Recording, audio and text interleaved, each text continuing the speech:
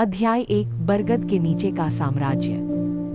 राजपुर के शांत कस्बे में, जहां समय धीमी गति से बहने वाली गोमती नदी की तरह बहता था, दो बच्चे रहते थे जो अपने आप में एक दुनिया थे। लक्ष्य एक शांत स्वभाव का लड़का था।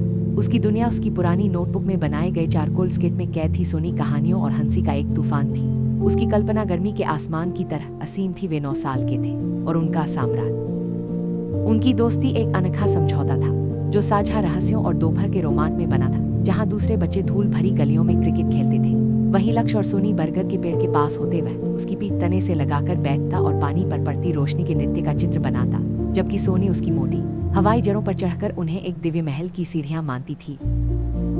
एक विशेष रूप से गर्म दोपहर में सोनी अपनी एक खोज से उत्साह से भरी आंखों के साथ लौटी। लक्ष्य, मुझे कुछ मिला है, वह फुसफुसाई। उसकी आवाज में एक साजिश भरी फुसफुसाहट थी, एक असली टूटता हुआ तारा जो डालियों में फंस गया है। लक्ष्य ने किंगफिशर के अपने चित्र से नजरें उठाई। उसे संदेह हुआ, लेकिन सोनी का विश्वास संक्रामक था। उसने एक ऊंची डाली की ओर इशारा किया। इतनी ऊंचाई पर कोई नहीं चढ़ सकता, लक्ष्य ने अपने व्यावहारिक स्वभाव के साथ कहा।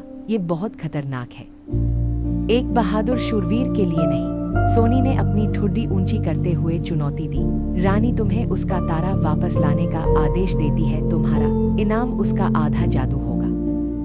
और के लिए लक्ष्य ने मना कर दिया होता, लेकिन सोनी के लिए उसने अपने सीने में एक अजीब सा साहस महसूस किया। उसने उसकी आंखों में अटूट विश्वास देखा। वह सिर्फ यह नहीं चाहती थी कि वह कोशिश करे, वह तारांकन जानती तारांकन थी कि वह यह कर सकता है। उसने अपनी स्केचबुक बंद की, अपनी चारकोल पेंसिल अपने कान के पीछे रखी और चढ़ना शुरू कर दिया। छाल उसकी हद। जब वह नीचे उतरा, उसके घुटने छिल गए थे और उसकी कमीज पर गंदगी के धब्बे थे।